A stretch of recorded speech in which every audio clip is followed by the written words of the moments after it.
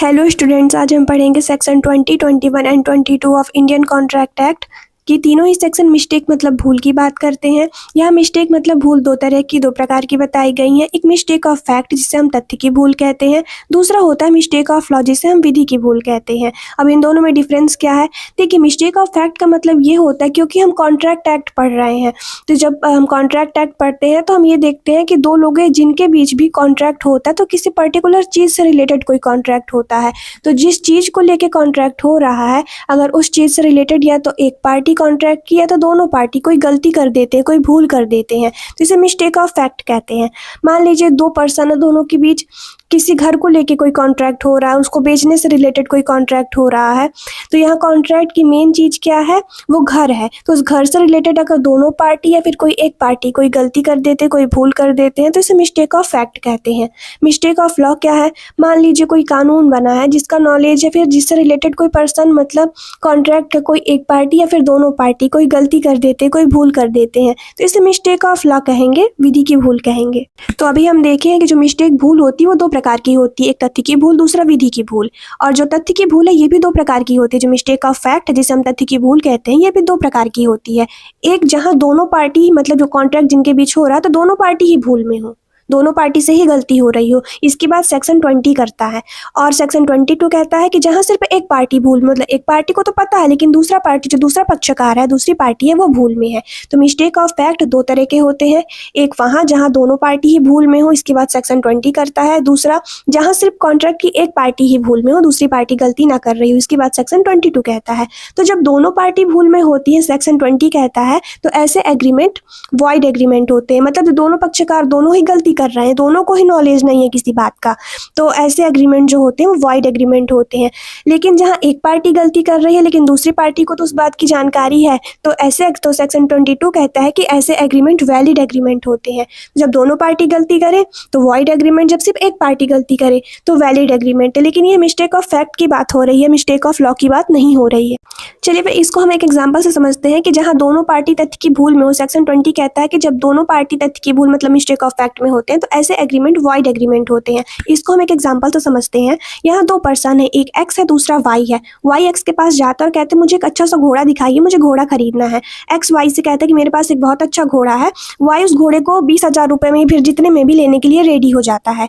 लेकिन जब इन दोनों के बीच एग्रीमेंट हो रहा होता है, ये कॉन्ट्रैक्ट हो रहा होता है, तब ना तो एक्स को पता होता है कि मेरा घोड़ा तो मर चुका है जिसके लिए मैं कॉन्ट्रैक्ट कर रहा हूँ, और ना वाई को ही इसका नॉलेज होता है कि जिस घोड़े को खरीदने के लिए मैं कॉन्ट्रैक्ट कर रहा हूँ वो घोड़ा तो मर चुका है। घोड़ा मर चुका है ये बात ना तो एक्स को पता है ना ही वाई को पता है, तो दोनों ही यहाँ तथ्य की भूल में है।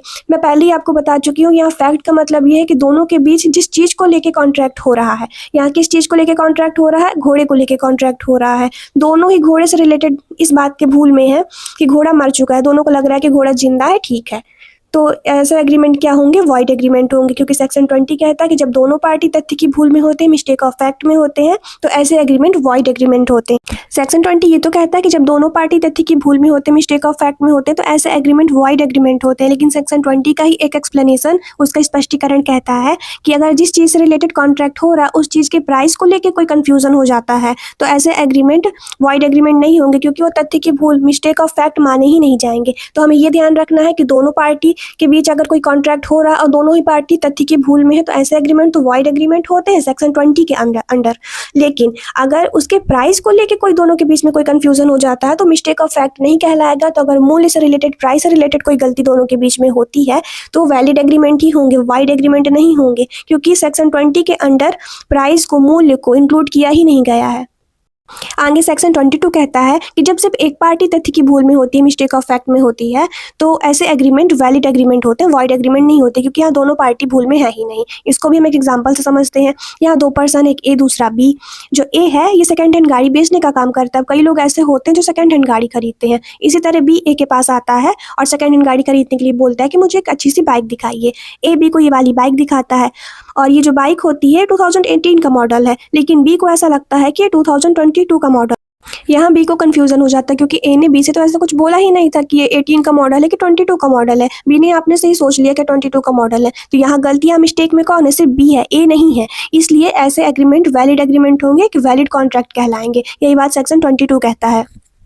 हम स्टार्टिंग में पढ़े थे कि भूलें मतलब मिस्टेक दो प्रकार की होती है, दो तरह की होती है, एक मिस्टेक ऑफ फैक्ट और दूसरा mistake of law. Mistake of fact हम पढ़ चुके हैं, अब हम पढ़ेंगे मिस्टेक ऑफ लॉ मतलब विधि की भूल। अब ये मिस्टेक ऑफ लॉ भी, विधि की भूल भी दो तरह की होती है, दो प्रकार की होती है। एक तो ऐसा लॉ जो कि भारत में चल रहा है, भारत में बना मतलब इंडियन लॉ की भूल, उससे रिलेटेड अगर हम कोई गलती कर देते हैं। दूसरा कानून वो जो भारत के बाहर चल रहा है, मतलब भारत में नहीं चल रहा लेकिन भारत के बाहर मतलब विदेश का कानून।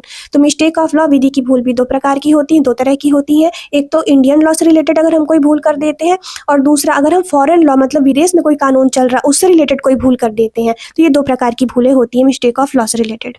मिस्टेक ऑफ लॉ की बात सेक्शन 21 करता है कॉन्ट्रैक्ट एक्ट का, और सेक्शन 21 कहता है कि अगर हम इंडियन लॉ से रिलेटेड कोई भूल कर देते हैं तो ऐसे कॉन्ट्रैक्ट वैलिड होते हैं, चाहे एक पार्टी की भूल हो चाहे दोनों पार्टी की भूल हो, चाहे एक पार्टी गलती करे चाहे दोनों पार्टी गलती करे, वो वॉइड एग्रीमेंट होंगे ही नहीं, ना ही वॉइडेबल होंगे। ऐसे कॉन्ट्रैक्ट वैलिड कॉन्ट्रैक्ट होंगे। क्यों? मान लीजिए हम किसी का मर्डर कर देते हैं, ठीक है, वो क्रिमिनल लॉ, लेकिन एक एग्जाम्पल के लिए मान लीजिए हम किसी का मर्डर कर देते हैं, फिर हम कहें हमें तो पता ही नहीं था कि हम मर्डर करना ऑफेंस है, इसलिए इंडियन लॉ से रिलेटेड अगर चाहे एक पार्टी भूल करे चाहे दोनों पार्टी भूल करे, ऐसे एग्रीमेंट वाइड नहीं होंगे, आप उनको रद्द नहीं करवा सकते हैं, वो वैलिड ही होंगे। लेकिन सेकंड पॉइंट सेक्शन 21 का कहता है कि अगर हम फॉरेन लॉ से रिलेटेड कोई भूल कर देते हैं, अगर किसी विदेशी कानून की कोई भूल की जाती है तो उसका वही इफेक्ट, वही प्रभाव होगा जो मिस्टेक ऑफ फैक्ट का होता है। अब इसका क्या मतलब हुआ? देखिए, एक बात तो क्लियर हो गई कि इंडियन लॉ से रिलेटेड अगर हम कोई भूल करते हैं, चाहे हम करें चाहे सामने वाला पर्सन करे चाहे हम दोनों करें, वो वैलिड ही है। लेकिन फॉरेन लॉ से रिलेटेड अगर हम कोई भूल कर देते हैं, मान लीजिए हमारे बीच कॉन्ट्रैक्ट हो रहा है, किन के बीच, मान लीजिए एक पर्सन है ए जो कि इंडिया का है, वो अमेरिका की किसी कंपनी से कॉन्ट्रैक्ट करता है, ठीक है। अब वो इंडिया का पर्सन है तो उसे ये तो पता ही नहीं है कि अमेरिका में कौन कौन सा कानून चल रहा है। तो फॉरेन लॉ से रिलेटेड अगर दो लोगों के बीच कॉन्ट्रैक्ट हो रहा है, दो पार्टी के बीच कॉन्ट्रैक्ट हो रहा है, तो ये क्या मतलब होता है इसका कि वही इफेक्ट होगा जो मिस्टेक ऑफ फैक्ट का होता है। इसका मतलब ये होगा, हम पढ़े थे कि मिस्टेक ऑफ फैक्ट में अगर दोनों पार्टी गलती करती हैं, दोनों पार्टी भूल में होती है तो ऐसे एग्रीमेंट वॉइड एग्रीमेंट होते हैं, लेकिन अगर एक पार्टी भूल में होती है तो ऐसे एग्रीमेंट वैलिड एग्रीमेंट होते हैं, पहले ही पढ़ चुके हैं। Same procedure, same formula foreign law में भी अप्लाई होता है। अगर दोनों पार्टी गलती कर रहे हैं तो ऐसे एग्रीमेंट वॉइड एग्रीमेंट होंगे, लेकिन अगर सिर्फ एक पार्टी भूल में है और दूसरे पार्टी को नॉलेज है उसका, तो ऐसे एग्रीमेंट वैलिड एग्रीमेंट हो। यही बात है कि फॉरेन लॉ में भी यही फॉर्मूला अप्लाई होने वाला है कि अगर दोनों पार्टी गलती कर रही हैं तो वो वॉइड एग्रीमेंट होगा, लेकिन अगर एक पार्टी गलती कर रही है तो वो वैलिड एग्रीमेंट होगा। इसीलिए इसमें लिखा है कि उसका वही इफेक्ट होने वाला है जो मिस्टेक ऑफ फैक्ट का था।